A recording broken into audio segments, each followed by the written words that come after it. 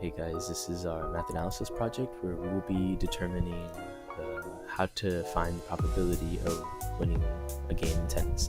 So the first thing that I'm going to do is explain to you how the scoring system in tennis works, because we're going to be referring to that a lot. So in tennis, you need to get 4 points in order to win one game. And you need to win 6 games in order to win one set. And you need 2 sets in order to win one match. So hopefully that wasn't too confusing. Hopefully you'll be able to follow along. And the data we're going to be analyzing today is 4 matches between me and Wasco's number 1, Peter Kitch. And we're going to be using just the games won per set 1 and 2. And we're going to find the probability of me winning a game for that specific match, for all 4 matches. So the way we did this is getting the number of games won that I won over the total amount of games played that match, and add those two, one for every set, and divide that by 2 in order to get our supposed probability of me winning a game per match. So as you can see, we're doing the work on the board, and on the top right we're going to put these probabilities up there. So for the first match I had a 28% chance of winning a game. For our second match I had a 20% chance of winning a game, and for our third match I had a 33% chance of winning a game, and for the fourth match I had a 23% chance of winning a game. So what we're going to do now is we're going to add all 4 of those up and then divide by 2 to get the average probability of me winning a game just in general. And so keep in mind, we're not going to take into account fatigue and the mental weariness that comes from actually playing, because it's kind of impossible to actually measure that.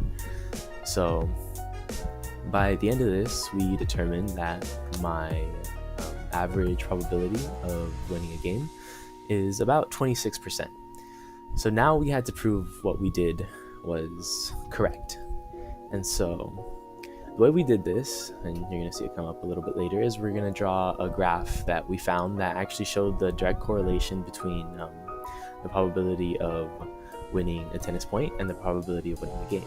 So something curious about this graph, if you notice it, and the probability of winning a point is going to be on the x-axis and the game on the y, is that even when you increase your chance of winning a point, even by just a little, like after 50%, then your chances of winning a game increase a lot, exponentially. And it just shows that even if you play someone a little bit better than you, the chances of you actually winning a game or the entire match is really low. And this is a phenomenon that only occurs in the game of tennis. So as you can see, that we checked where my 26% landed on the graph, and it should correlate with the 40% chance of me actually winning a point. So now, in order to prove that this is true, we used our formula based on Markov's chain that determines the probability of winning a game by inputting the probability of winning a point. So we're going to put in input 0.40 for all the p's, which would equal our supposed probability of winning a point. So right now we're just gonna show you the work that we did.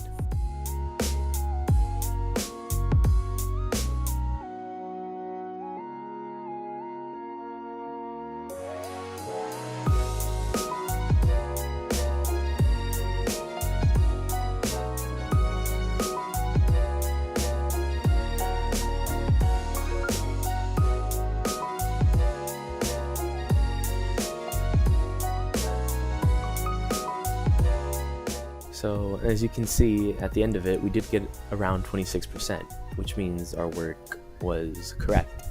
So obviously this doesn't apply to every single sport, but this is definitely a way you can do this, at least for tennis, for all those tennis players out there, in order to determine the probability of someone winning a tennis game. Thank you. That is all.